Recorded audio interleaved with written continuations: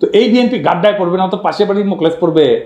BNP মনে করেছে যে সবকিছু আগের মতো থাকবে, শুধু যায় রাষ্ট্র ক্ষমতায় বসবে, তারা ধপাস করিয়া ক্ষমতায় বসে রাষ্ট্রযন্ত্র দিয়ে গুন্ডামি থামাবে, আর সবকিছু ঠিক থাকবে, পুরা ফ্যাসিস্ট কাঠামো ঠিক থাকবে, শুধু ক্ষমতায় থাকা লোকগুলা বদলাবে। তাইলে তো তাকে আওয়ামী লীগ হয়ে দেশ চালাইতে হবে। পুরা রাষ্ট্র কেমনে চলবে এটা তো হাসিনার ইন্ডিয়া বসে ঠিক করেছে, সেভাবে বানাইছে সবকিছু। সেটা ঠিক রেখা বিএনপি তার মতো দেশ চালাইতে পারবে না? পারবে না। বিএনপিকে এই রাষ্ট্রকে র্যাডিক্যালি বদলানোর চিন্তা করতে হবে। বিএনপির কিছু কর্মীদের কথা আর কি বলবো, এরা মনে করে কাউরে গালাগালি করে আসলেই তার রাজনৈতিক কর্তব্য পালন করা হয়। রাজনীতি শিখাইতে পারেননি নিজের কর্মীদেরকে, কোনটা রাজনীতি কোনটা রাজনীতি না, রাজনীতি কেমনে করতে হয় সেটাও শিখাইতে পারেন নাই।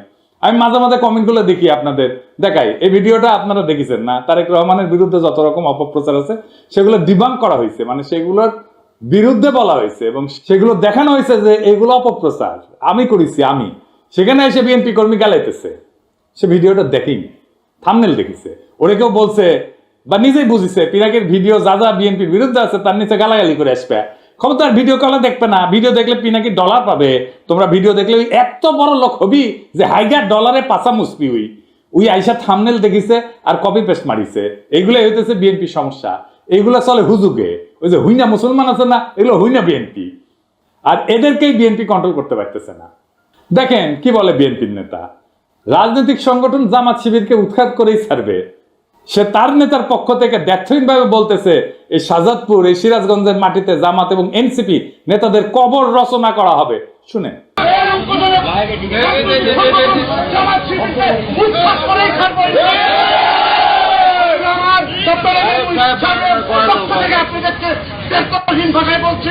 এই শাহজাদপুর, এই সিরাজগঞ্জ বাংলার মাটিতে জামাত এবং এনসিপি নেতাদেরকে কবর রচনা করা হবে। এর নাম হইতেছে আমির হোসেন সবুজ, সাংগঠনিক সম্পাদক শাহজাদপুর উপজেলা বিএনপি। গণতন্ত্র মানে মতভেদের অবসান না, কিন্তু বরং গঠনমূলক দ্বন্দ্বের স্বীকৃতি। দেখেন বিএনপির মধ্যে মনে করে যে আমি যদি সমালোচনা করি আমি শত্রু, মানে তার সমালোচনা করাই যাবে না, সমালোচনা করলেই শত্রু এবং ওইটা না করলে ঐক্য নাই। এই গণতন্ত্রই বোঝে না, ডেমোক্রেসির আধুনিক ধারণাগুলো এদের মাথার মধ্যে নাই একেবারে। রাজনীতি মানে ঐক্য না, বিরোধ রাজনীতি।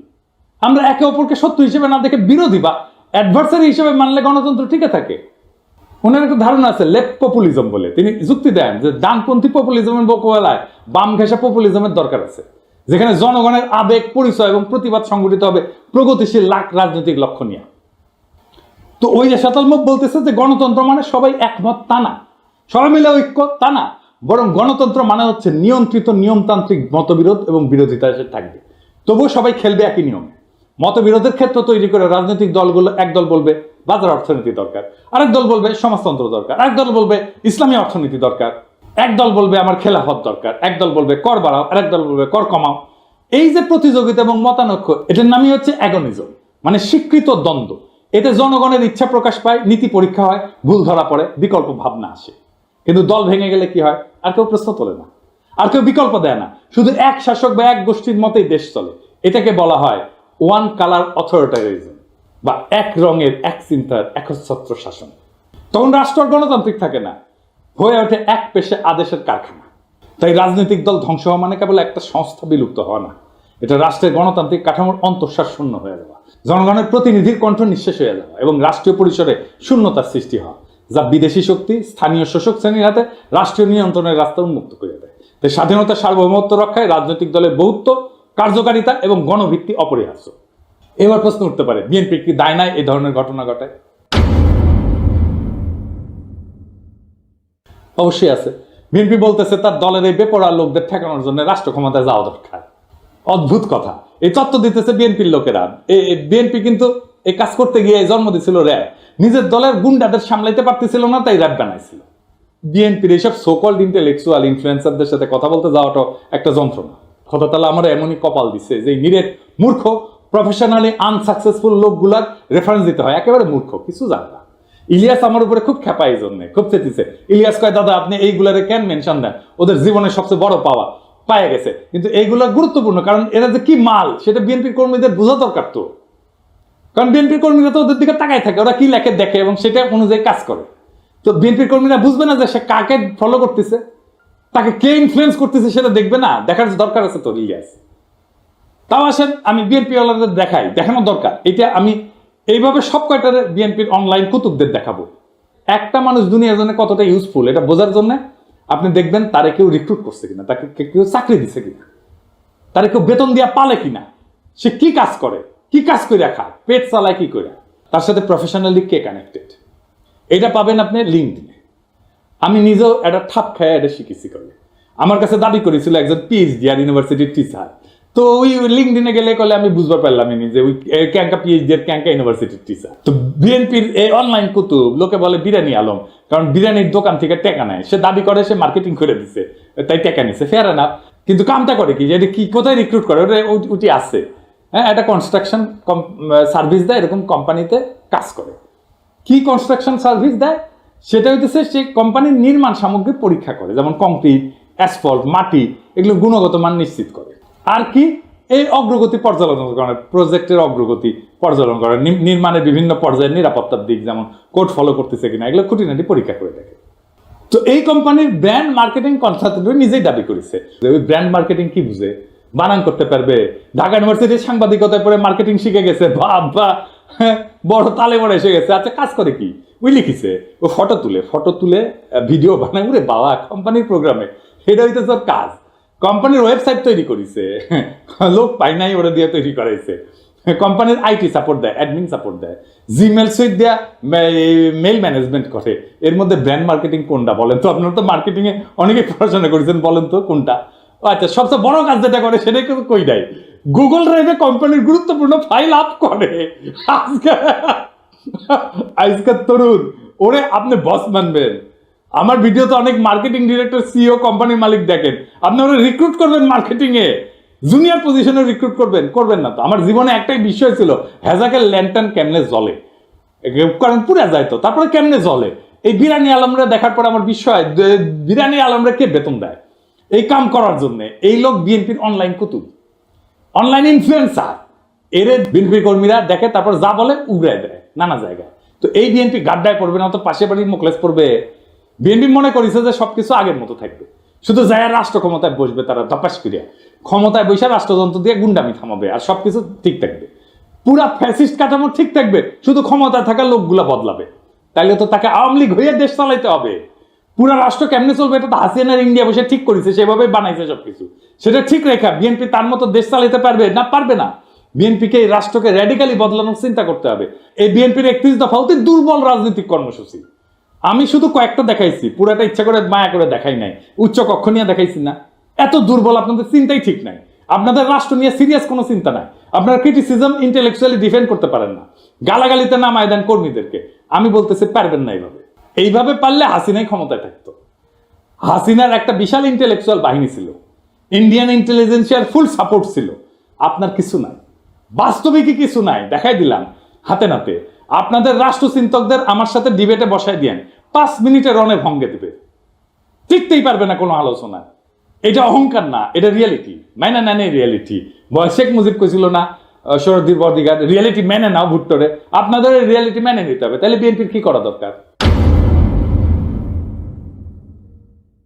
আমি বিএনপি করলে আমার বিপুল কর্মী বাহিনীর কর্মসংস্থানের জন্য কাজ করতাম।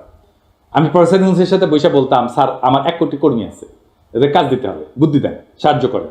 এদের লিস্ট করতাম, অর্গানাইজ করতাম, ট্রেন করতাম, ফান্ড জোগাড় করে দিতাম। তারপর এসএমই, স্মল মিডিয়াম এন্টারপ্রাইজে কাজ লাগাই দিতাম। এরা চান্দাবাজি করে, কারণ কাজ নেই, কাজে ঢুকাই দিতেন, সবকিছু বন্ধ হয়ে যেত, দেশেরও উপকার হতো।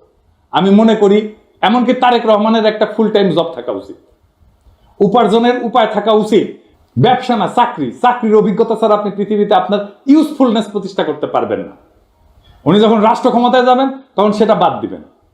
মানুষ যদি দেখে উনি কিছু করেন না, তাহলে রাজনীতি করেন, তাহলে মনে হবে যে আমিও রাজনীতি করব, কিছুই করব না। এবং মানুষ কি মনে করে আসলে আপনাদেরকে, পলিটিশিয়ানদেরকে মনে করে আপনারা সামনে দিয়ে চলেন। এটা আমার কথা না, একদম জনগণের কথা। আমি দেখাই দিতেছি, শুনেন, দেখেন কি বলে। একটা কাম করে খায়, চাঁদা উড়ে খায়, ছোট নেতা চাঁদা উড়ায়, বড় নেতা মালিক হয়ে যায়। সব নেতা চলে 4,000 টাকা দিয়া।